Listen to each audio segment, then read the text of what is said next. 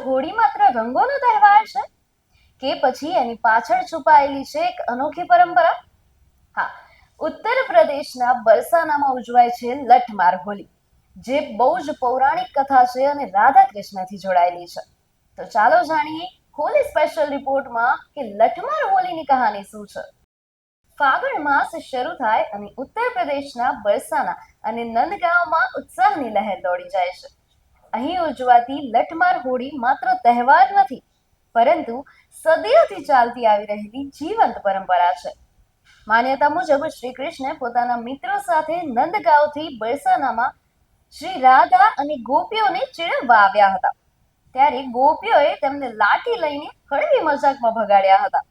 આ રમૂજી પ્રસંગને યાદગાર બનાવવા માટે આજે પણ લઠમાર હોળીની પરંપરા નિભાવવામાં આવે છે.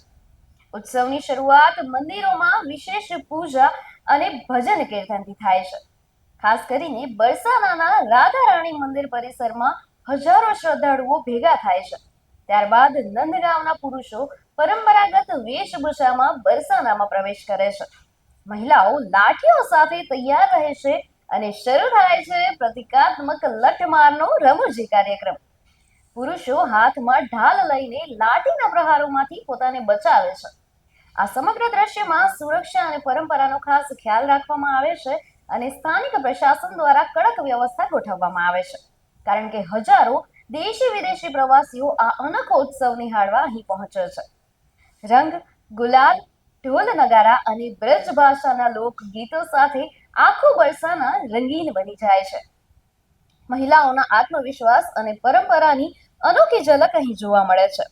લઠમાર હોળી એ સ્ત્રી શક્તિ, પ્રેમ અને સંસ્કૃતિનું જીવંત પ્રતીક છે. આ રીતે લાઠી અને રંગોની વચ્ચે ઉજવાતી લઠમાર હોળી માત્ર એક દ્રશ્ય નથી, પરંતુ ભારતીય સંસ્કૃતિની અનોખી ઓળખ છે, જે દર વર્ષે દુનિયાભરના લોકોનું ધ્યાન પોતાની તરફ ખેંચે છે. શું આપને ખબર હતી આ લઠમાર હોળીની કહાની? નહીં ને? તો પછી આપને જે કાંઈ પણ પ્રતિક્રિયા હોય અમને કોમેન્ટ સેક્શનમાં જરૂરથી જણાવશો અને આપ સૌને હોળીની હાર્દિક શુભકામનાઓ. જોતા રહો ન્યૂ ભારત ન્યૂઝ. નમસ્કાર.